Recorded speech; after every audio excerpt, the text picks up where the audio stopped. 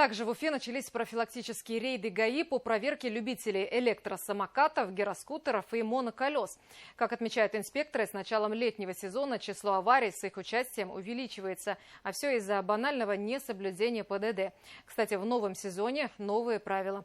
Что нужно знать, чтобы не докатиться до штрафа, напомнит мой коллега Тимур Давлетов. За нарушителями на оживленном перекрестке далеко ходить не надо. Они сами идут навстречу, точнее едут прямо по зебре, не слезая с самоката. Все зафиксировано камерами. Мы сейчас составим в отношении вас административный материал. В Уфе, как и во многих других городах республики, уже сезон электросамокатов открыли, но правила забыли. О них приходится напоминать. Нарушители выявляют ежедневно. Госавтоинспекторы даже составили неофициальный рейтинг отговорок. Как правило, это...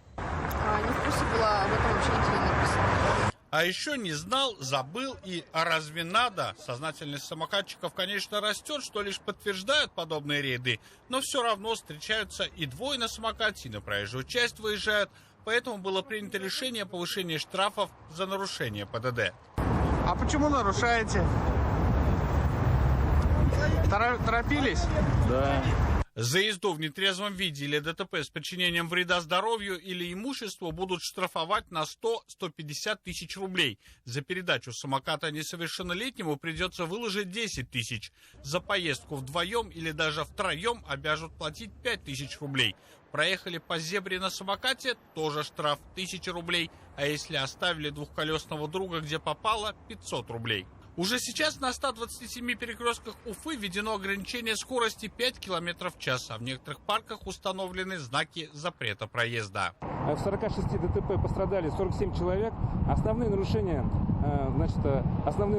со стороны водителей СИМ – это переезд проезжей части, не спешившись, переход дороги в неустановленном месте, а также движение на самокате, вдвоем или втроем.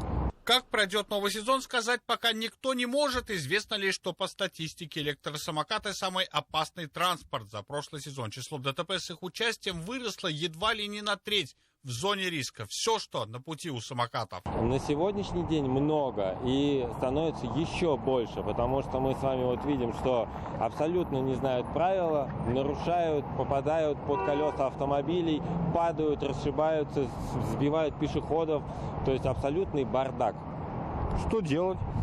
Но радуют такие рейды, что доносить правила в первую очередь и, наверное, штрафовать у нас люди по-другому не понимают. Число пренебрежений ПДД на СИМ не зависит от сезона, говорят инспекторы. Летом это, как правило, нарушители на арендных самокатах, зимой курьеры служб доставки, когда спрос на этот сервис традиционно растет. А значит, подобные проверки будут идти на протяжении всего года. И если самокаты шеринга под контролем, то индивидуальные пока сами по себе. Права на их управление не нужны, но правила придется не только изучить, но еще и соблюдать. Иначе в лучшем случае штраф, а в худшем больничная койка. Тимур Давлетов, Виктор Миряков, новости, Уфа.